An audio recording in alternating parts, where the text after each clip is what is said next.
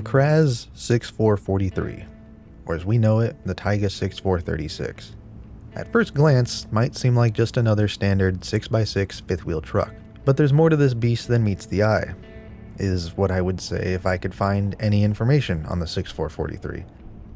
I knew I was in for some rough research when Wikipedia had nothing more than a single picture of a 443 and no information, and the second link in a Google search was a farming simulator mod. However, the KrAZ-6342 is a military workhorse that's seen its fair share of action and is somewhat based on the truck the Tiga is based off of. So I thought, I'll play a little pretend. Dress the Tiga up as its military counterpart with some green paint and a sideboard bed, and talk about it like that. I could have accomplished the same thing with a mod, but this way I can still give you my feedback on the Tiga King. Welcome to Snowrunner, and in this video, I'll be going over the facts and history of the KrAZ-6342 while taking the 6436 to complete a job, to see how it stacks up in-game against the real thing, and helping you decide if it's something you should have in your fleet. I'm still in Wisconsin. Black Badger Lake has had most of its infrastructure repaired. The citizens have been supplied, and the paper mill is up and running. But there's one more critical task ahead: getting the rails operational again. Repairing the tracks is just the first step. Even with them fixed, we can't move goods without a working train. There's a broken down engine rusting away at an abandoned warehouse in Greenwoods River.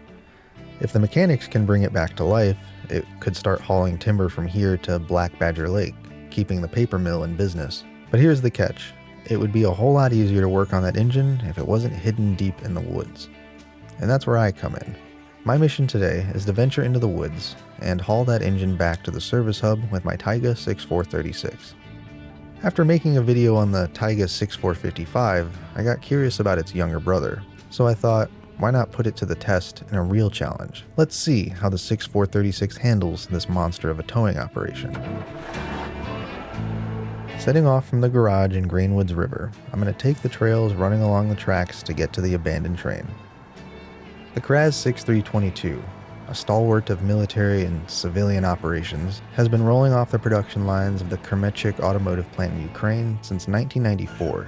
This modernized beast is a descendant of earlier KrAZ models, designed to tackle some of the toughest conditions on Earth. Its reputation for ruggedness and reliability has made it an indispensable tool in military operations and humanitarian missions across Eastern Europe, Asia, and Africa. Under the hood, the 6322 is powered by a formidable YAMS 14.8-liter turbocharged diesel V8. This powerhouse delivers an impressive 330 horsepower and an impressive 903 foot-pounds of torque.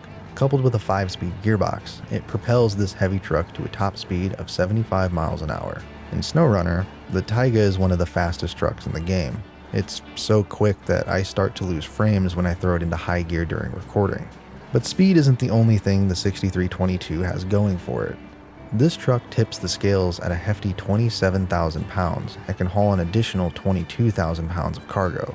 Fully loaded with fuel, troops, or supplies, its weight swells to a massive 49,000 pounds. Despite this, the 6322 is no slouch off-road. It can conquer slopes of up to 30 degrees and can ford through water as deep as 4 feet. Like many military trucks, the 6322 serves as a versatile platform for numerous specialized variants, including mobile workshops, radar stations, and even rocket launchers. Its global reach is as impressive as its engineering.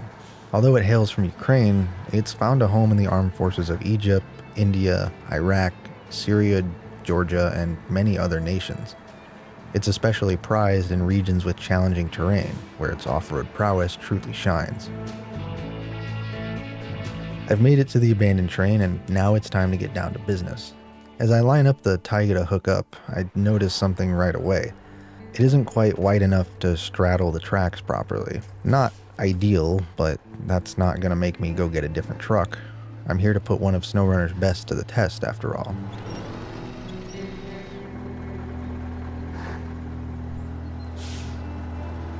And at first, I'm a little concerned. I hit the gas, but the Tiga doesn't even make the train budge. It's a heavy load, and I'm starting to wonder if the Tiga is up for the challenge. But a quick backing up and flooring it makes the train lurch forward, and once it gets some momentum, we're in business. Now it's just a matter of keeping that momentum going and getting this beast of a train to where it needs to be.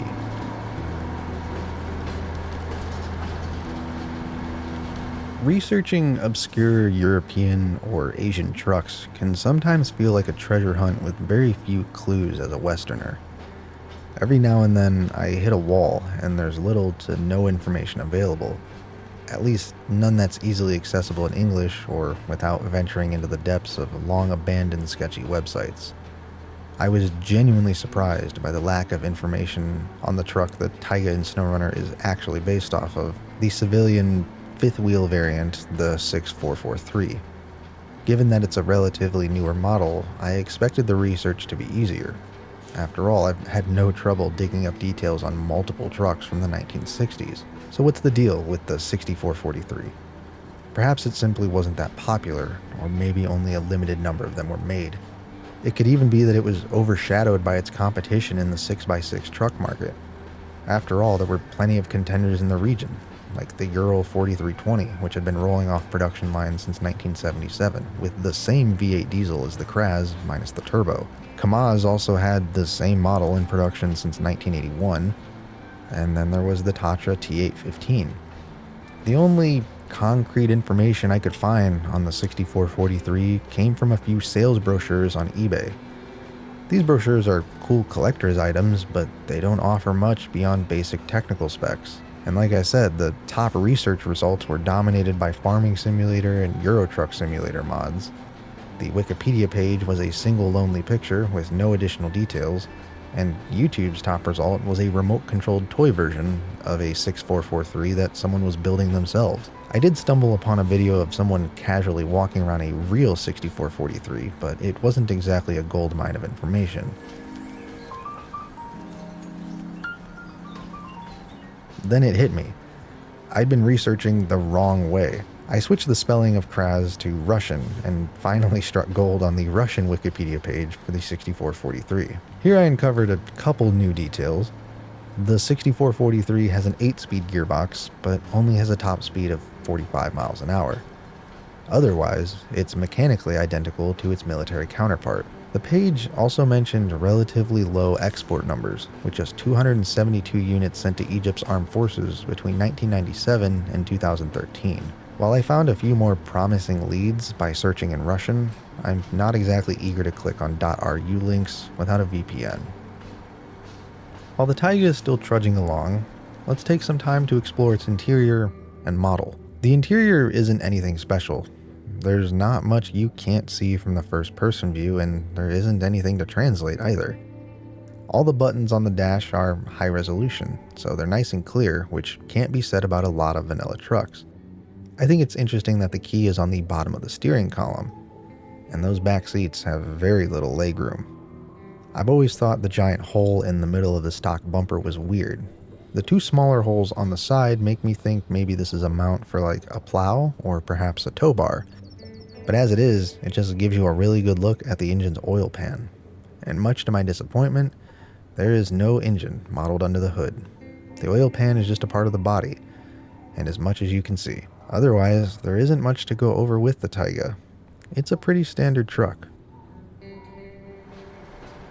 Getting the train to the repair hub was easier than I expected. The tracks gently slope downhill, so sometimes I didn't have to do any work once the train picked up momentum. I guess I thought this job would be harder. I assumed it was the finale of Wisconsin, but it feels like nearly any truck could have done that. But you already know how good the Tiga King is. I just really wanted to try and throw something different at it. Or maybe this is just a lame job in general. As for the Tiga itself, what can I say that hasn't already been said? This truck is a jack of all trades and a master of most of them. I used it as my main workhorse throughout all of Wisconsin. It nearly single-handedly got the paper mill up and running with its 3 separate delivery contracts, and handled the Sequoias and Grainwoods River with 2 flat front tires. A common criticism is that its fuel mileage isn't the best, and while that's true, consider when you compare it to similar trucks like the Veyron AE or the Fleet Star. The Tiga is at least always moving while it's burning fuel, versus other trucks are just wasting gas while slogging through mud pits. If you don't use the Tiga King, why? This truck is too good to not have around when you have something that needs doing.